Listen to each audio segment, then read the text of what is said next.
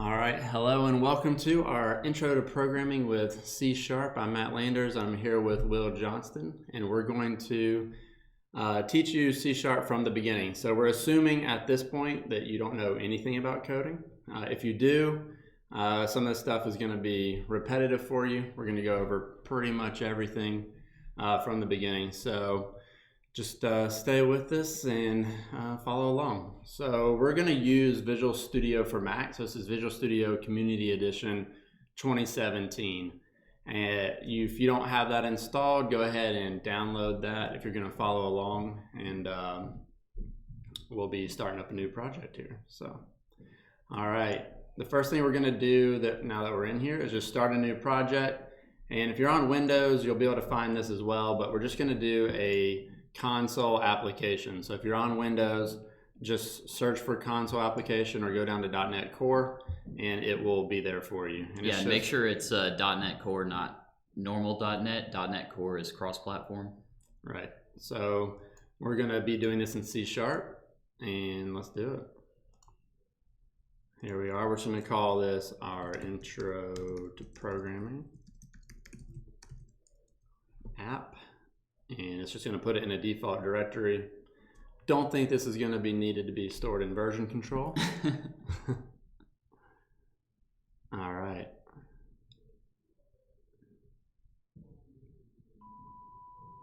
Oh. All right, it's loading up here, and here we are. We're in our first C# application. And I'm going to make this a little bit bigger. Let's see. Whoa, that's not it. All right, here we go. So if you've used JavaScript or some other language like that, you can just go in and start writing code. And in C#, there's got to be a little bit of setup so we have something that can run.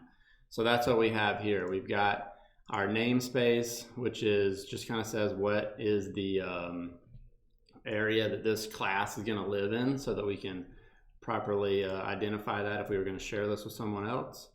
And then we're in a class, and then all classes that are, if you're going to run it, if it's going to be an application, not a library, you have static void main. Now, if you don't know anything about coding, then that's really confusing right now, and don't worry about it.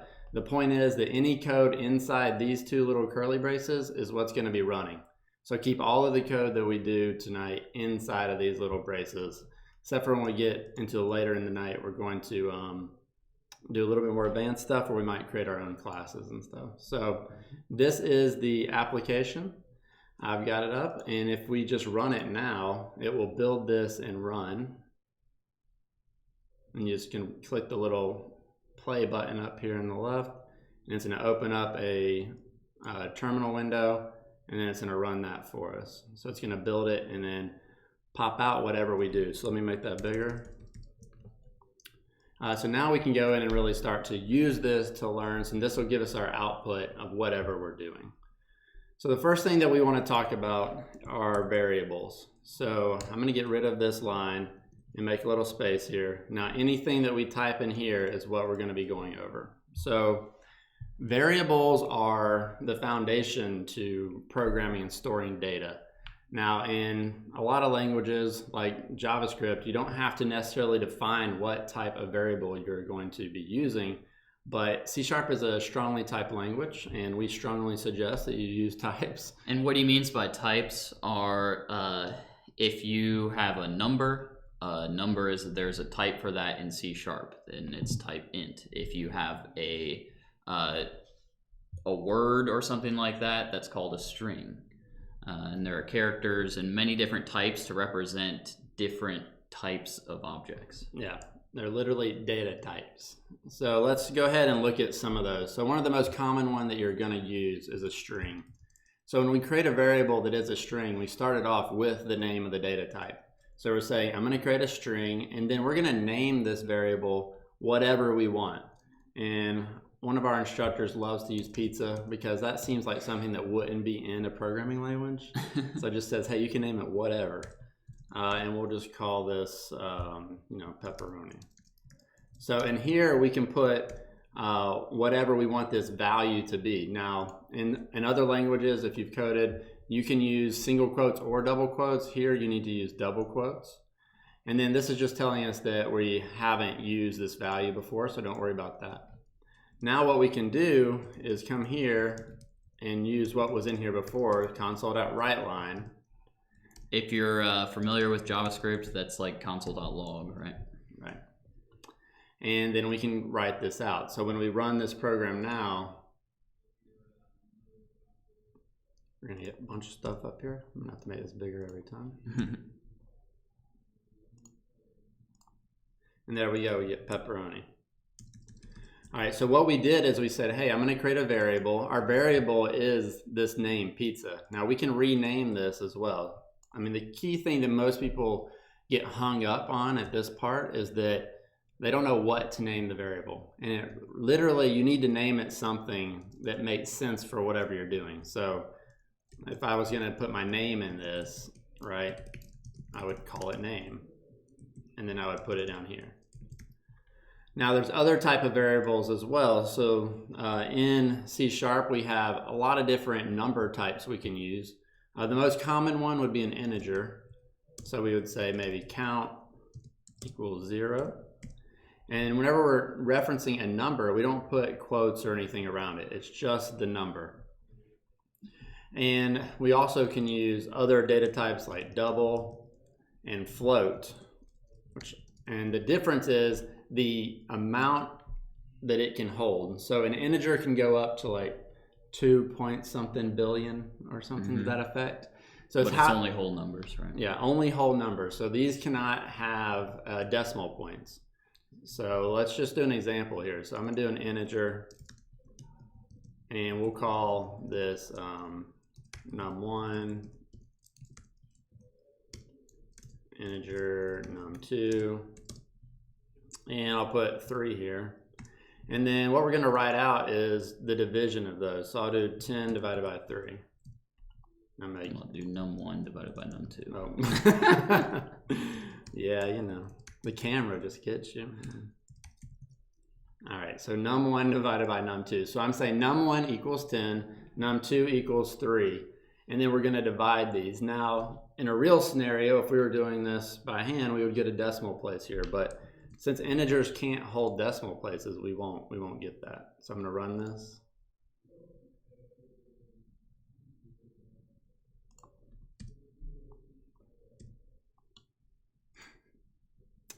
And whoop, let me run that again.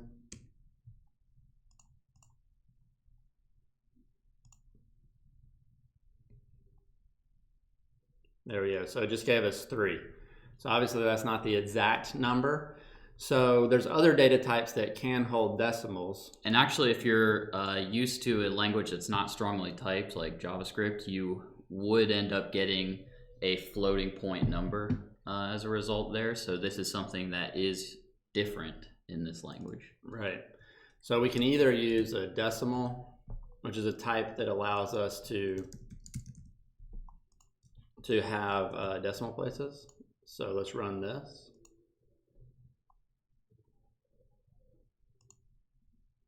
This part's going to be, there we go. So now it's 3 to the forever. 3 1/3.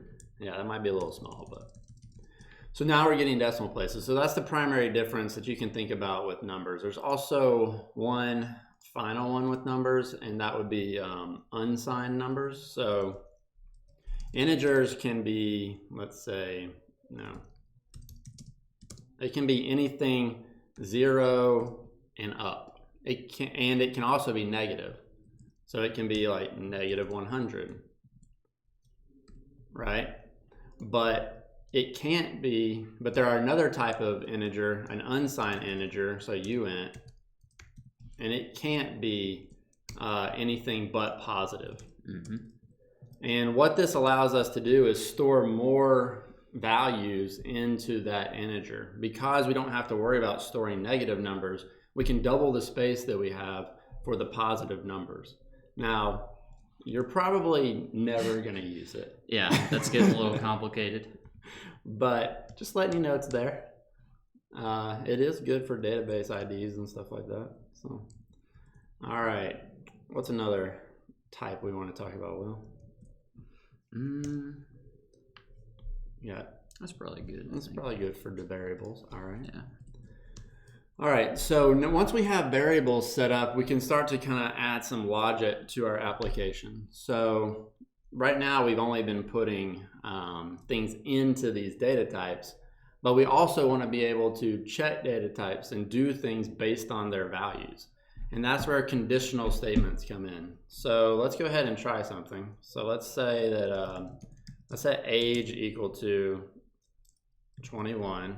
Now let's say that we wanted to output a different message based on the age. So we can use a if statement and say if age is greater than or equal to 21, we want to output one thing. And all the typical operators that you've used in math are available in here. So there's greater than, equal to, less than, equal to, less than. Same things in other languages. All right, so then we can also add an else statement here. So that means is that if this is saying if this age is greater than or equal to 21, go out and write this out. Yeah, so these are called branch statements. So only one of these branches is going to be taken. And what that means is, if age is greater than or equal to 21, the console write line you pass branch is going to be taken. Or, you got to get out of the club, so. Yeah. All right, let's go ahead and run this and we'll show it working.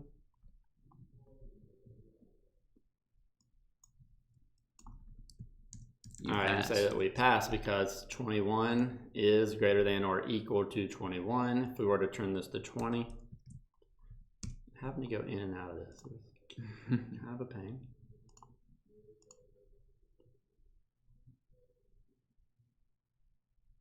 And then there we go, fail, get out.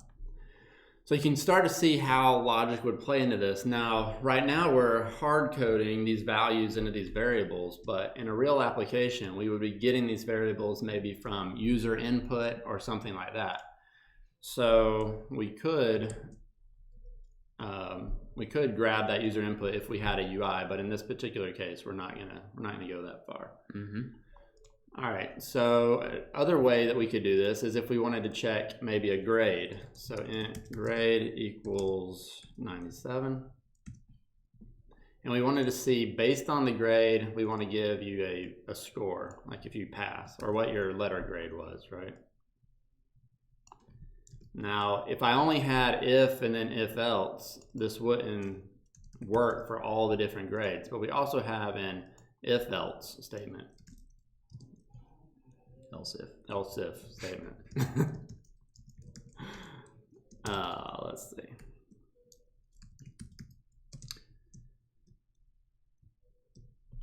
So we'll say that if grade is greater than 90, and if grade is greater than 80. Like greater than or equal to, right? Yeah, I guess so.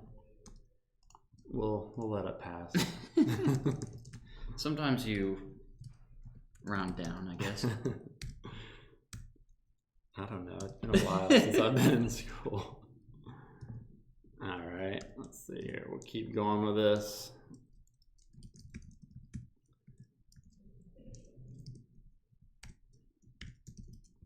And I'm going to stop there and just go to F at this point. So below a 70, you're done. If you're not first, you're last. So we could probably stop at A. A. All right, there we go. So let's see what happens when we run this. So it's going to basically decide at some point which one to fall into, okay? And then it's not going to hit all of these. It can only hit one. And that's why this is going to work and not show a lot of different things. So let's check it out. And we got another problem because we have another console running. So let me kill that one. It did say A. Oh, did it? Yeah. Oh, we got an A. Oh, there it is. All right, got an A. But now if we were to, so you notice that it fell in here, but it didn't fall in here, even though grade is greater than 80. Yeah, it only takes one branch in an if-else if statement. Let me separate this out a little more so you understand what I'm saying. So even though grade is greater than 90, it's greater than 80, it's greater than 70, it only fell in this first branch. So if we put in here 87, it's only going to fall in this branch. Once it hits a branch, it exits to the end and resumes processing of the program after that entire if-else statement. Mm-hmm. And typically, as with most languages, C# executes from top to bottom inside of functions, classes, files. That's what we use some go-tos. Yeah. You can use go-to. All right, there we go. So we got B. Okay, so that's the basics of an if statement. What are we showing next? A loop, maybe? Let's do a loop. All right, so a loop's, you start to see the program actually run a little bit more rather than that one thing happening and we're done. With a loop, we get to do a lot of things over and over again. So let's do this. So let's say that we have an integer that is our, I don't know, call it count equals 100. And then we want to loop through something 100 times. So we'll do for,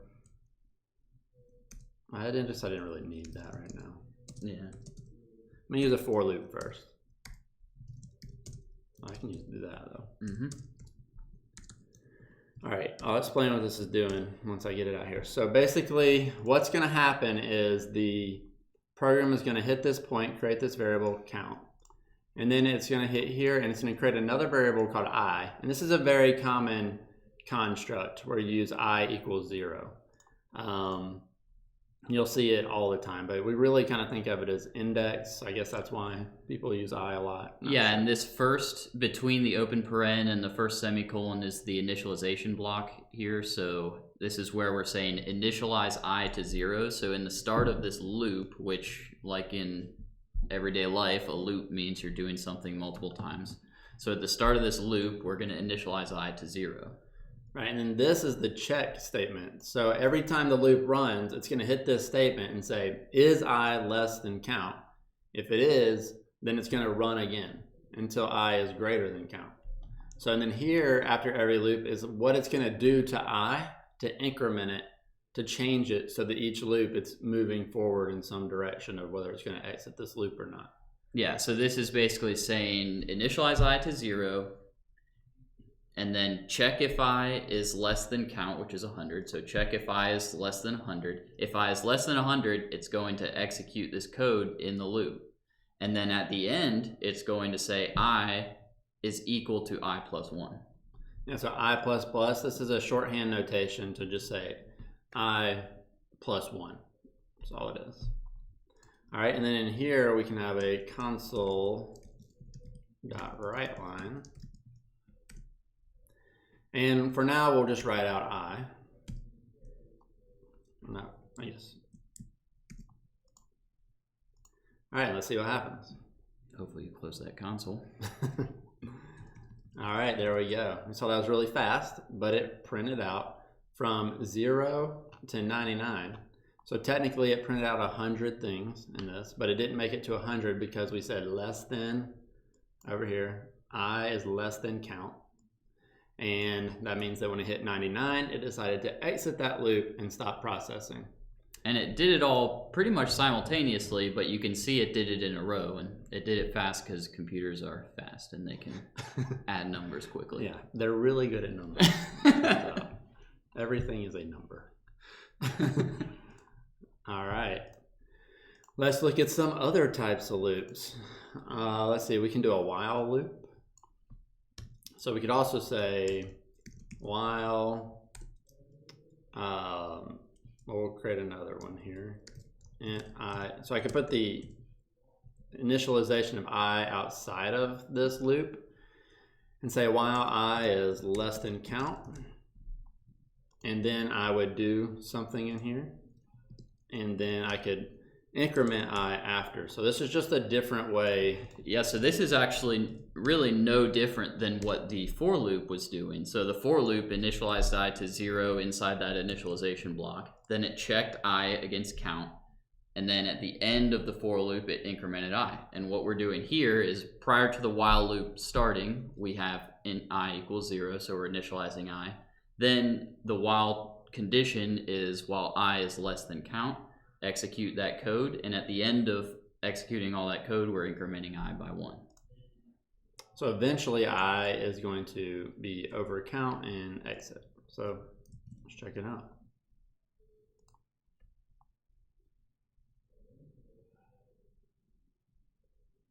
And there we go. So the exact same results that we had before, just a different way to do it. And sometimes you'll want to use while loops. I find that you typically use for loops, but yeah, so maybe arrays now. Okay, we can do arrays. All right, so we'll leave, well, we won't leave anything. We'll start over. I don't want to make it confusing. So arrays are a different type of a data type that you would use pretty often in a for loop or in any kind of loop. So let's go ahead and show an array of some type. We can use any type here that we want, and we can create them and then loop through them. So let's do it. So let's just create an array of integers first. So I'm going to say int my numbers. Yeah, and he's using that bracket notation to denote this is going to be an array type, an array of integers. Right, and then we say new int. So this new keyword is something you hadn't seen before.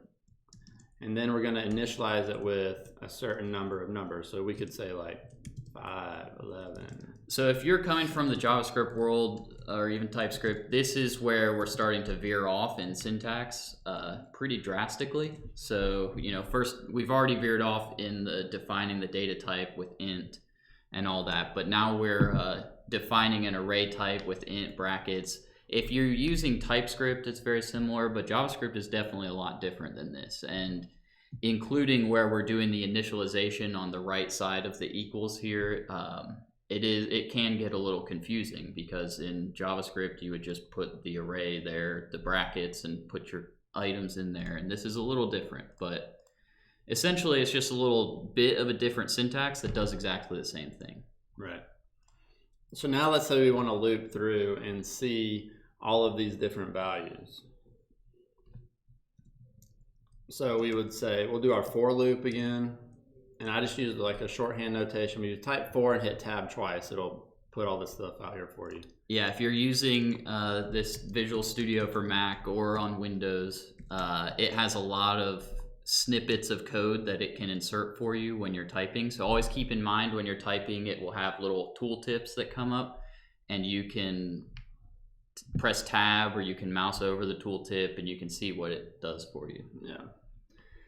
So in this case, what we want to do this time, instead of the way that we were running before, we're saying, when do we want to stop this loop? We want to stop at the point to where the array is out of items in it. So our array right now has 1, 2, 3, 4, 5, 6 items. So we don't want to go past that because then we'll end up with an error that we can't access our array.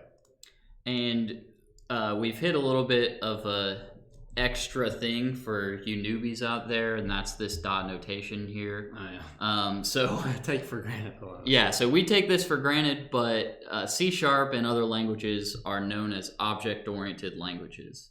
And you can think of an object as, just a little storage container that has properties in it.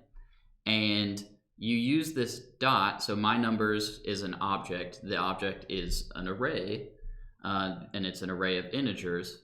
You use this dot notation to access properties inside of an object. So inside of the array object, we do dot, and it has this length. Now, we didn't define, you can see here we didn't define the length or anything like that. That was actually just inferred. C# did that for us. So there's a length property that's automatically put on an array. And it's equal to however many items are in that array.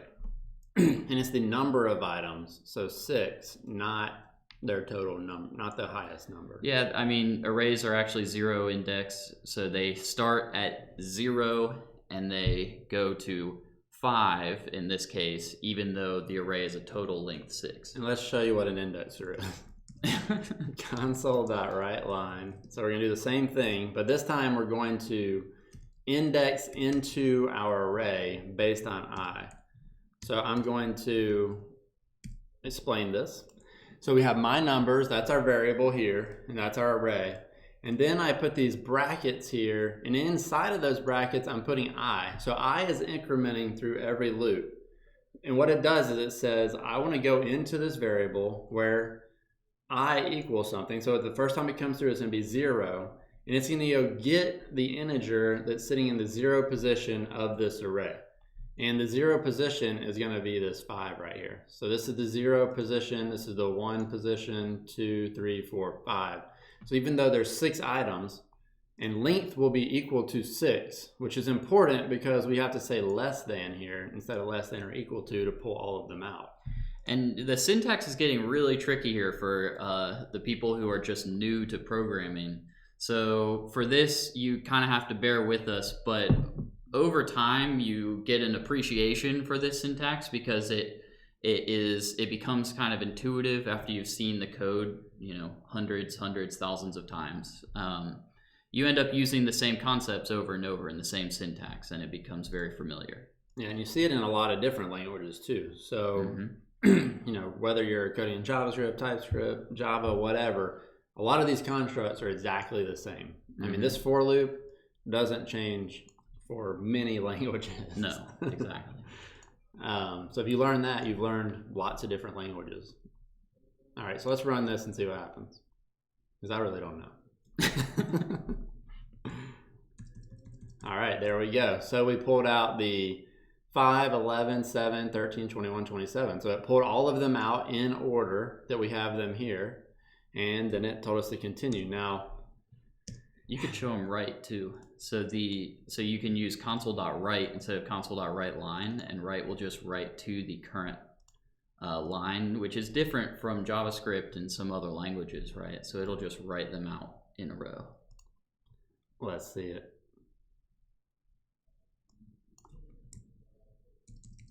There we go. Now we just created a new number. Yeah.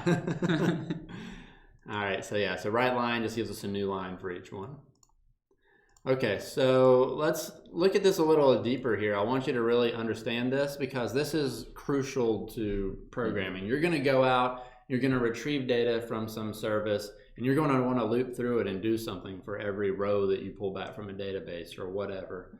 And this is key to being able to do that and do it correctly. Now, one cool thing about Visual Studio and C# is that it's got really great debugging support. So we can come in here and put these breakpoints inside of our code, and then when we run the code, it'll stop at these breakpoints. Now this is going to be huge for you learning what's happening inside the code while you're writing it. And if you're used to JavaScript or something like that, you probably haven't ever even tried this because hooking it up isn't trivial sometimes. Yeah, you can do it in like the Chrome debugger and things like that, but it's just not a native thing in JavaScript, so people don't typically use it all that often. Yeah, so now we're running. So we ran our code, and now we're stopped at this line.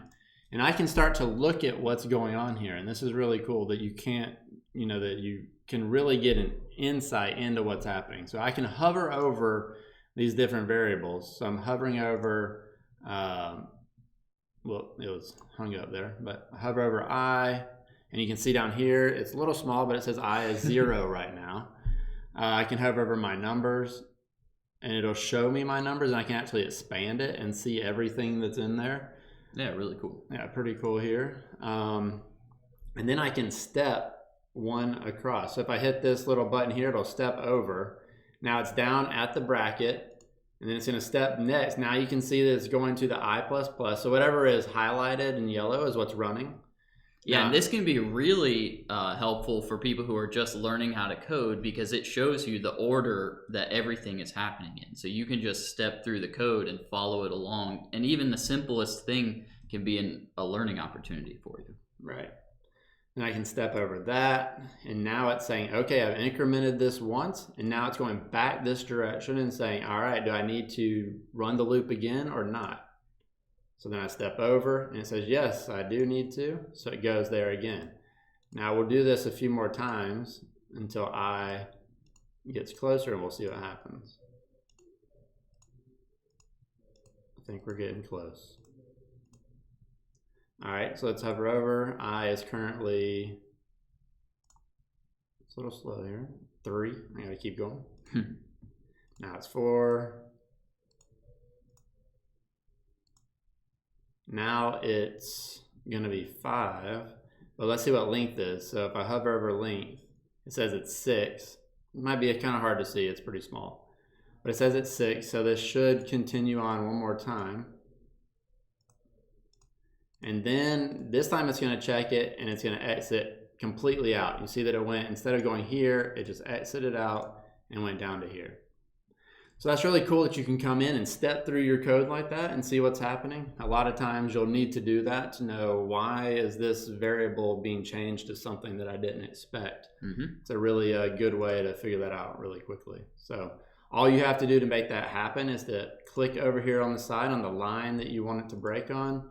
And whenever you run your application, it will run it. And if you're ready to just continue on, just hit the play button and it'll go to the next one. You could probably show them how to break out of the for loop, just okay, if they need to. Yeah, so let's say that we're in here and we really only want to go through until we hit the 7, let's say. So let's do a check. And we're going to say if my numbers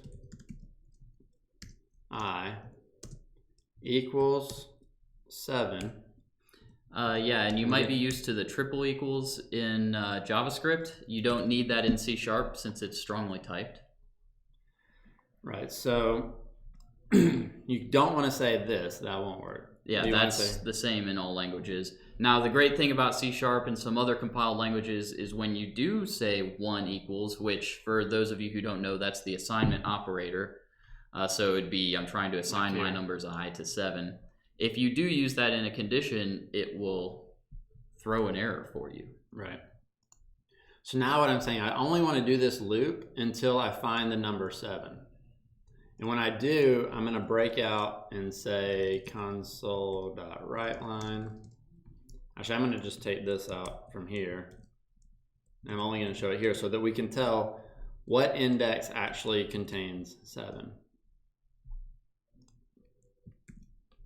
So you want to log I? Oh, yeah, I want to log I. I know that it's 7 already. All right. But then maybe do like an else and say, console.write not 7 or something. Console.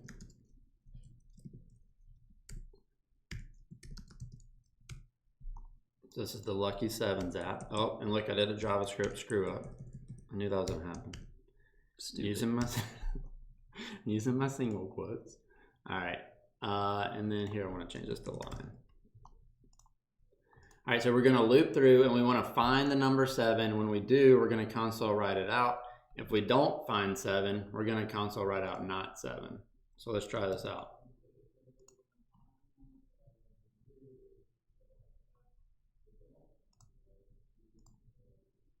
And there we go. So we got not 7, then 2. So our index for 7 is 2, because remember we start at 0 here, then 1, then 2. And you'll see it stopped running at that point. We didn't get 13, 21, and 27. They didn't print out not 7 more. It just stopped at that point because it fell in here. Console logged out the indexer that we were at, and then it broke, which sets you out of the loop completely. So whenever you break, it pulls you out of the loop onto the next line, and you're done with that loop. All right. So now we could show, maybe do a for each. We can do a for each, which is what I was going to do. We can use a list for that. So what we're going to do is we're going to use a list of strings, and we'll just say, we'll call it names. And we'll send in. And it looks like Matt is typing really fast here, but he's actually just using tab completion to type these things. So Visual Studio is very good at helping you write code. A list can't be found. So I'm going to pull that in. And we're going to pull in generic list here. Whoa, that's not what I wanted.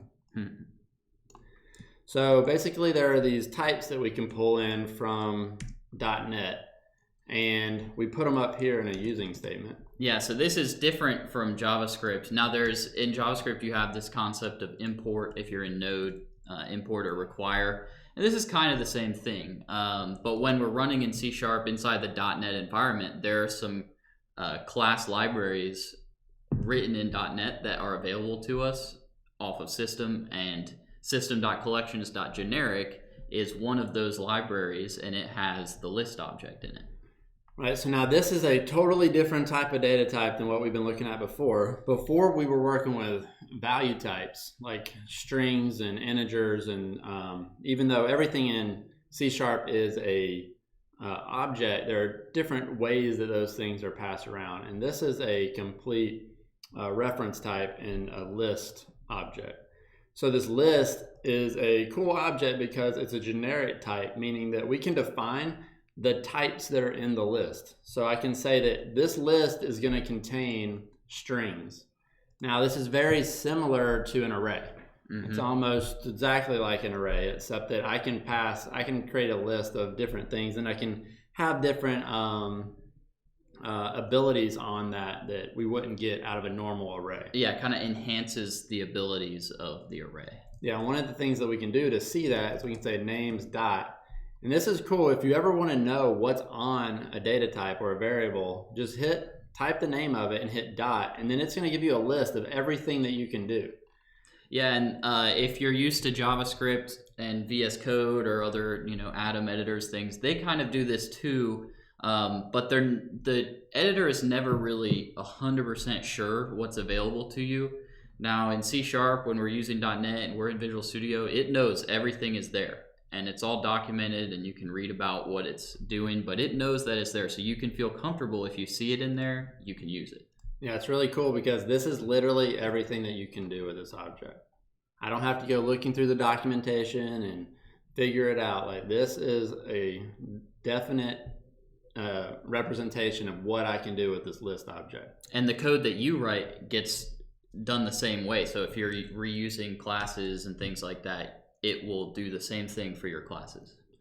All right, and now what we're going to do is we're going to do a different type of loop, and it's called a for each loop. So we can say for each, and you define the item that you're going to pull out of the collection. So a collection, this list is a collection or an array, similar concept. And we're going to name that thing, and I'm going to name it name. And then the collection that we're pulling it out of is names. And that var, people might think we're back in JavaScript world here, and we kind of are. So var is used to say, okay, determine the type for me. I don't feel like typing it right now. So it's for the lazy people. Yeah, but you can't change it later. Yeah. Once it's determined, that's it. But here we want to make this strongly typed, so I'm going to say that it's a string, and we're going to write that out. The reason for saying it's a string, and you might say, oh, well, I'll just put var there and then it'll be fine forever. Well, if the type of names were to change and now it's not compatible with the for each loop and you had a var there, it might not give you the right error, right? And so if you say string, then it will give you the right error if you were to change what names is. Now, I would recommend using the types anytime that you can. All right, so now we'll just console the right line name. And there we go. And this is a cool syntax that you don't get in a whole lot of languages, but it just makes it really nice and clean. I mean, it's pretty obvious what we're doing. We're saying we want to grab one thing out of this list, right? and we're going to put it in this variable name. And now we have access to that here. So I'm going to run it.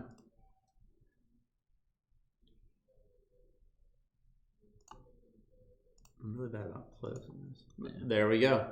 Matt and Will. You show them the link. Popped up. Yeah. Maybe not this one. All right, now one thing that we haven't talked about is the scoping of variables and when you can use them and when you can't. So we have this variable name here. We can't use it down here. And in JavaScript, we could be writing this and no, we wouldn't get any errors or anything like this, but in C# we get an error right here and we can't even run this program, which is nice. Which is awesome.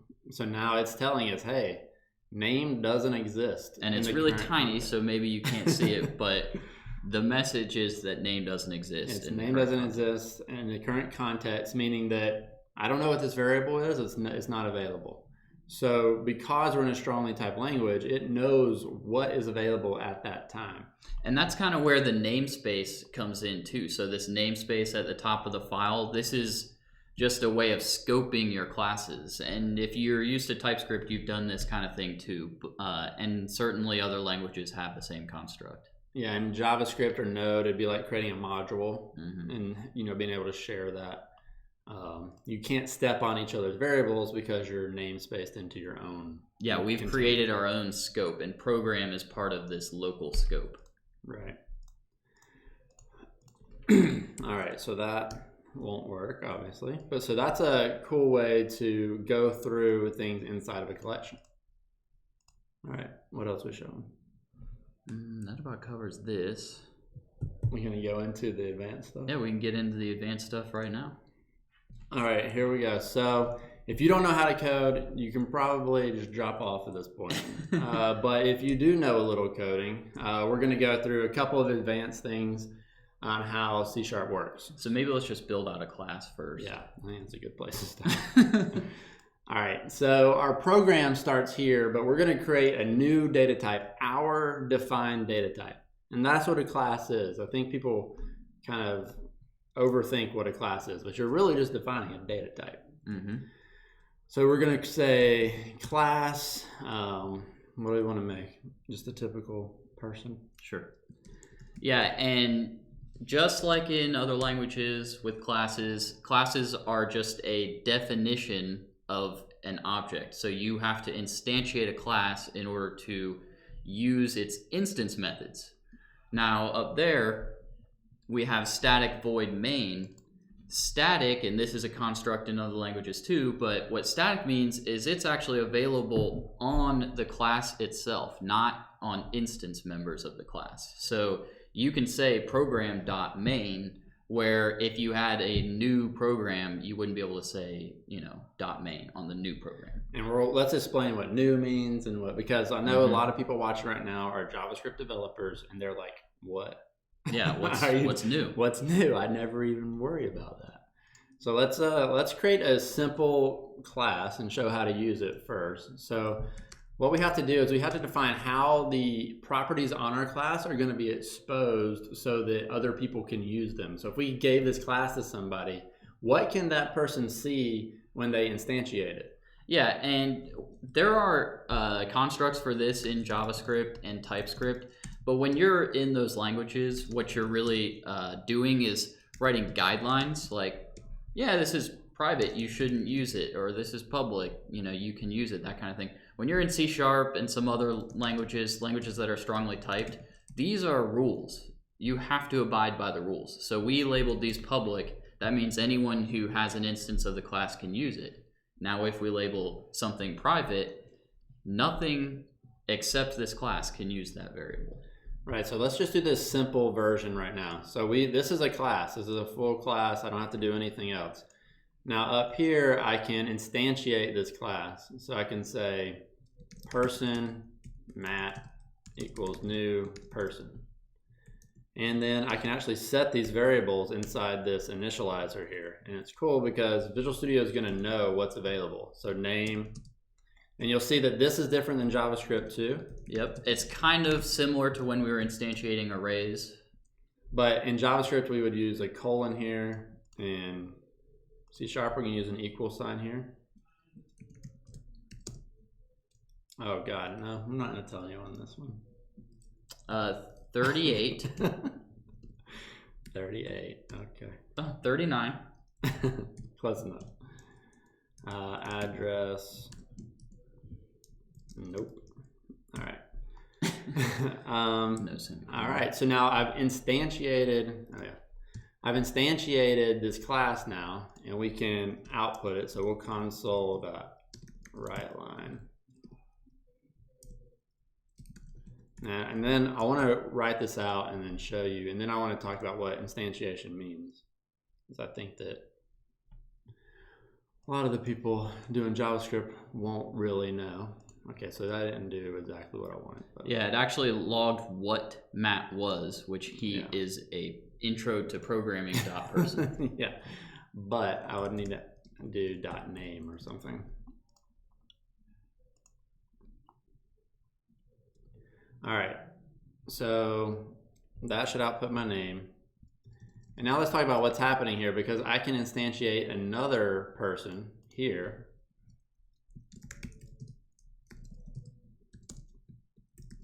Yeah, and this is obviously why you use classes, because you can reuse the same methods and properties and on different instances of the object.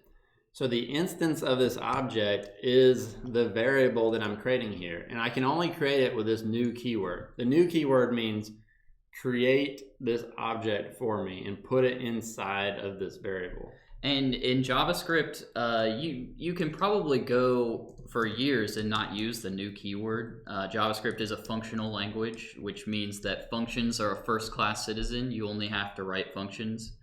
In C#, classes are the first-class citizen, so you will use the new keyword all the time in C#.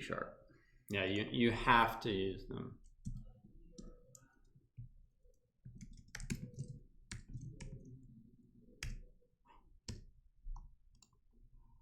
I don't know why this is semicolon.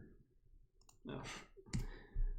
And semicolons must be put different than C#. So now we've created two instances of the class person.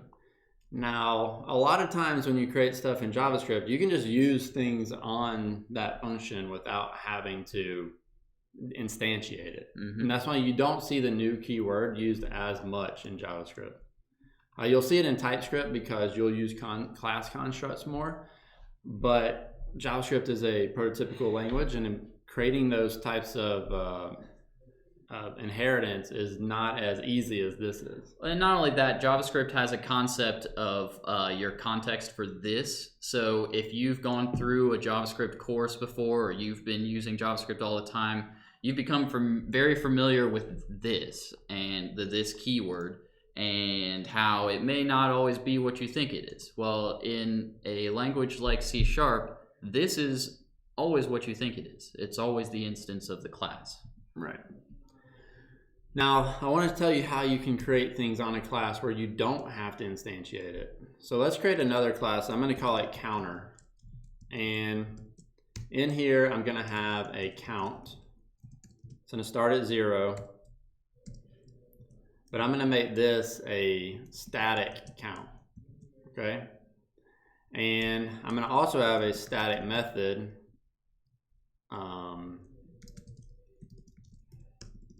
Void means there's no return type, right? So you define, when you're defining a method or a function, you define the return type, and void is that there will be no return type. Right, so then at this point, I would say count plus equals amount, and then I can have we can go and grab this variable at this point. So let's see how we would use this. So on this counter, I don't have to instantiate it now because they're static methods. They live on the class itself, so I can just call it directly. Yeah, static, it means that there's only ever going to be one instance of that count variable. There's only ever going to be one instance of that add to count function. It's just a static function on the counter. Yeah, but I do have to make them public, yep, which is where I was going wrong there. And then I can just call the function. Now, don't be tempted to think you just make everything static and you're done. Yeah. I mean, you can be tempted to do that. It will end poorly for you. Yeah, it'll cause a lot of trouble because you like things to be reusable. Yeah, everyone would always have the same name. Yeah. So what we're doing is like no matter where in our program we were using this counter class, we would be updating this same value. Whereas when we instantiated it, each variable contained its own set of values. Mm-hmm. The static method says create this variable once for this class, and that's it. So now whenever we're updating it, we're updating that thing that is shared with everyone who's using that class. I forgot about static variables inside of functions too, but we don't have to go into that. All right, so let's just write this out. We can just do counter.count now.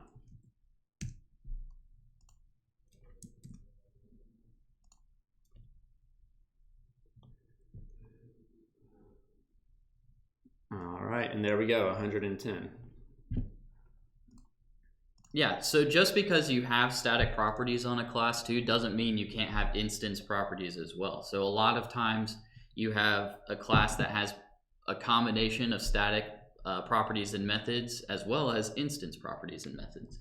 Right, and we could change this counter around to do something like that, where we could instantiate it, have our own counter, but have a master counter as well. So how many have I added to that counter versus how much has everyone added to that counter? Mm-hmm. I would try to do that right now, but I'm sure I will mess that up. When you're live, you just screw up a lot. All right, let's show one more thing that I think the JavaScript people will appreciate, and that are delegates. Okay.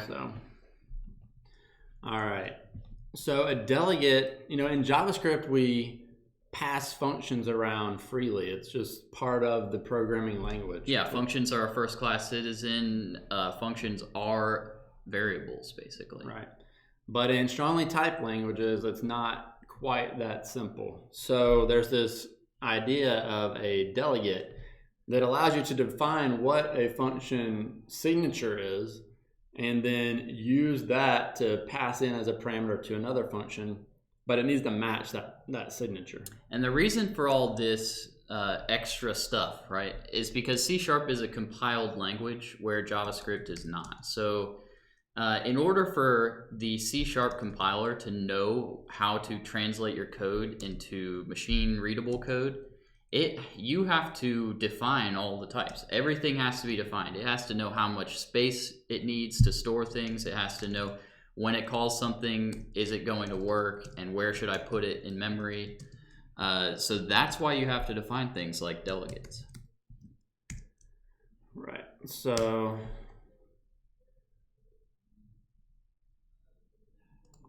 I'm going to say, where was it?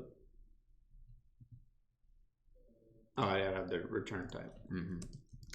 Yeah, that's something. I'm going to return an integer. All right, so now what we can do is we can create some other functions in here. So we'll say, we'll make all these static so it's easy to use. Yeah, so what Matt just said is that you should not create everything and make it static. And you can't do that. And he's going to try to make it static here. And what did he learn? I learned you can't do that. That's bad right here. The old delegate type. All right, so we're going to create an add and a subtract method, and they're both going to return int. So add int num1, int num2, and it's going to return num1 plus num2. And we'll have a subtract.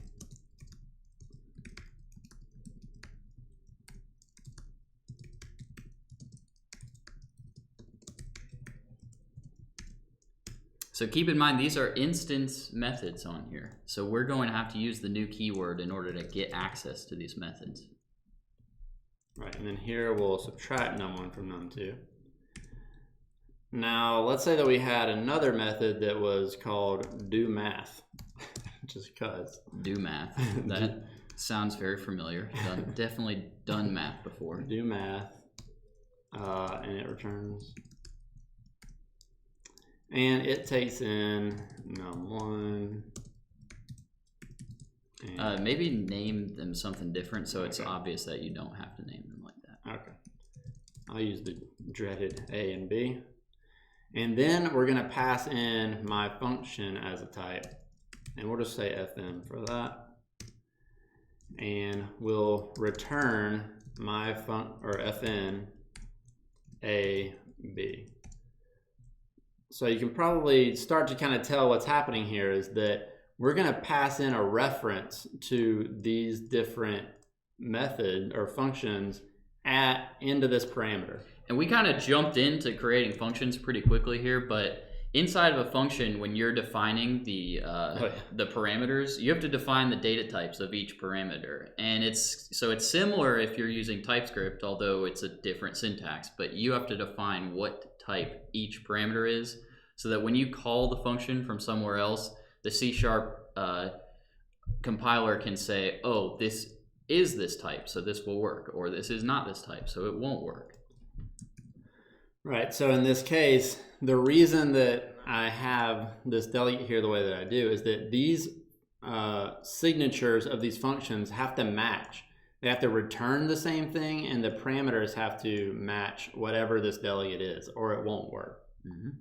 So now let's go up here and let's use this. So let's say counter, my counter. Remember, he's using the new keyword to create it because they're instance methods. And in this case, there's nothing for me to set here. So I'm just gonna use it now. So I'm gonna say counter dot do math, or my counter dot do math.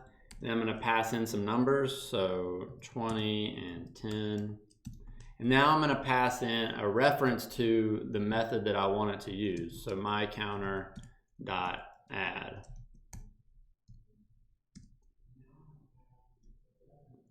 And we want to get the return value of this too. So we'll say int result equals this, and then we'll console.log this out, or console write line this out. Got my default JavaScript hat on right now. All right, so this is how you would pass functions between, like you would do in JavaScript a lot. You have to do it this way in order to pass a function into another function as a parameter. And there is a really good reason for this as you get further into C#. And the reason is that it's a type-safe language. Mm-hmm. So this makes sure that the function that gets passed in is what we expect to do with it. Otherwise, we would get this function and try to run this on it. So you see I got 30 here. So it did work. I was really worried about this one. But the key is that TypeScript or C# can tell us right now that this is definitely going to work. And that is the difference between JavaScript and a strongly typed language, is that we have defined everything in such a way that you can't break it at design time. While we're coding, we can't code this to not work. If I try to pass in a string here, right, it's not gonna work. I can't even compile this. Yeah, or if you change the data type of one of the arguments in add. Right, let's say add, we wanted to pass in a decimal now. Well, guess what? Now we got a problem here. Add can't be passed in. If this were JavaScript, it'd be like, okay, cool. Yeah, it's gonna work. Well, maybe a year from now it doesn't work, and then you've got your data's all corrupted. One day you're gonna be like, well, I expected that to be a decimal, and it's not. Mm-hmm. So that's the reason that this is here, is that we can write code that we know, we can be far more confident that the code that we're writing is actually gonna run the way we expect it to at the time that it's running during design time. Whereas in JavaScript, we're really just, and the reason TypeScript exists is to get us closer to this point. Yeah, the other amazing thing about delegates, and this is a very advanced topic that we won't get into, but JavaScript versus C#.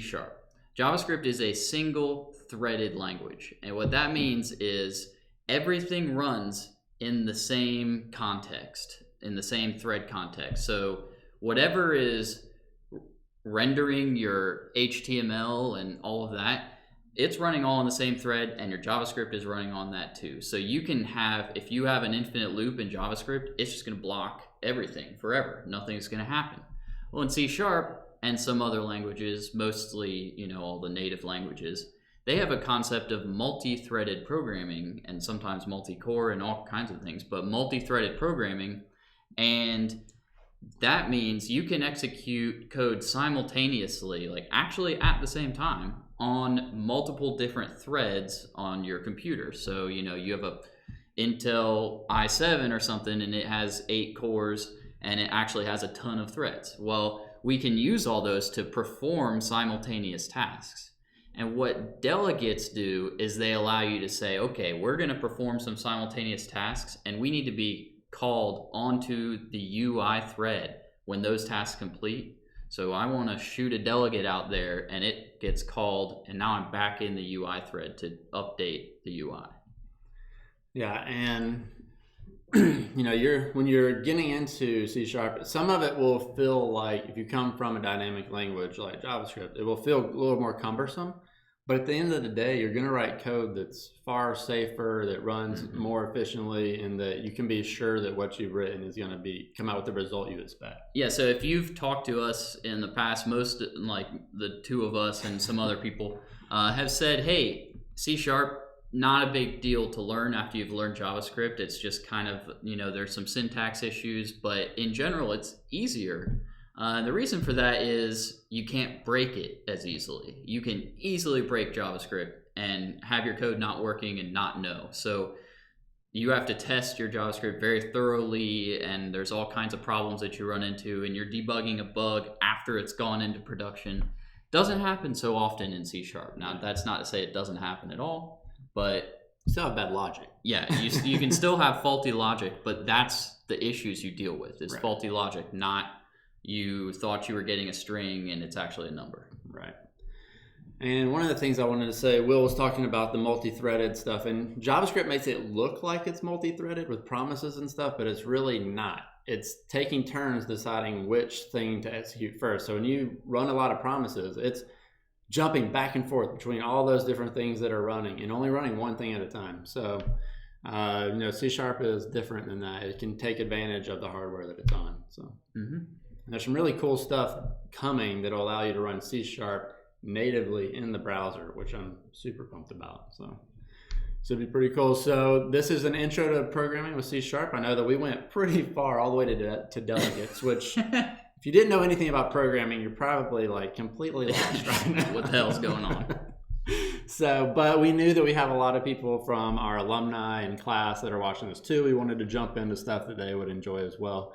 So hopefully they did. There's a lot more stuff to come. I'm working on an entire course for C#. If you don't know, both of us worked at Microsoft for a while. I was there for 10 years. Started out doing C#. That was my primary language forever. C# was invented at Microsoft, right. So it's same with TypeScript, which we've been using since we left Microsoft. So we're going to be releasing that course in the next few months, and it'll just be free to all of our community members. So really excited about getting into C# and having you guys really start to love it as much as I do. It's my first real language that I dove into. So cool. All right. Until next time, we'll see you.